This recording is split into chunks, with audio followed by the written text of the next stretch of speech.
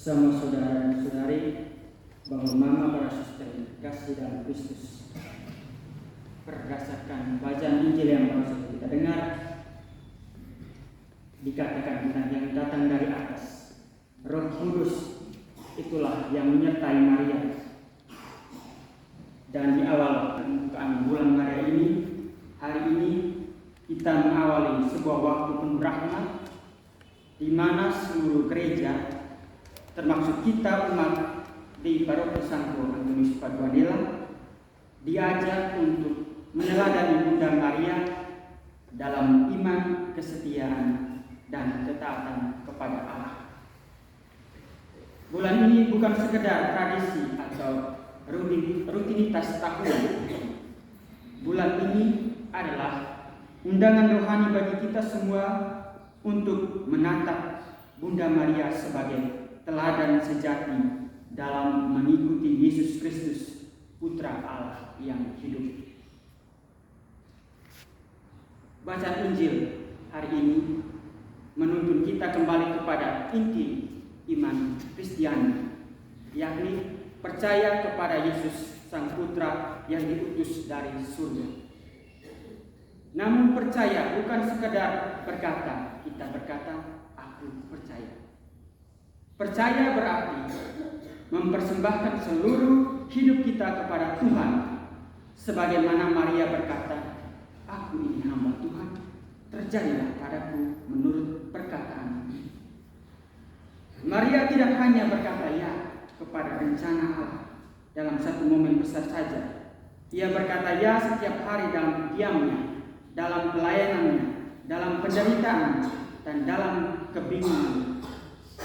Ia tidak menuntut penjelasan, tetapi memilih percaya dan setia. Saudara dan saudari yang terkasih, ketaatan Maria bukanlah sesuatu yang mudah. Kita tahu ketika menerima kabar dari malaikat bahwa ia akan mengandung, Maria bukan hanya pembukaan bulan Maria ini. Hari ini kita mengawali sebuah waktu penuh rahmat, di mana seluruh gereja, termasuk kita umat di Paroki Santo Antonius Paduanela, diajak untuk meneladani Bunda Maria dalam iman, kesetiaan, dan ketaatan kepada Allah. Bulan ini bukan sekedar tradisi atau rutinitas tahunan.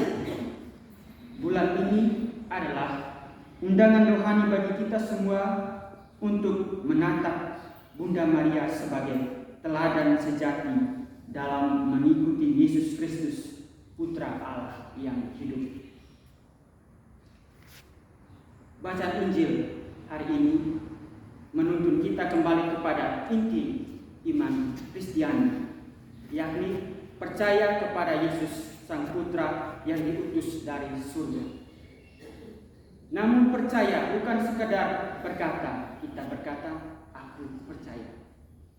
Percaya berarti mempersembahkan seluruh hidup kita kepada Tuhan, sebagaimana Maria berkata, aku ini hamba Tuhan, terjadilah padaku menurut perkataan.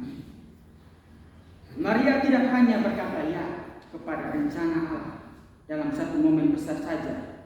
Ia berkata ya setiap hari dalam diamnya, dalam pelayanannya, dalam penderitaan, dan dalam kebingungan. Ia tidak menuntut penjelasan, tetapi memilih percaya dan setia. Saudara dan saudari yang terkasih, ketaatan Maria bukanlah sesuatu yang mudah.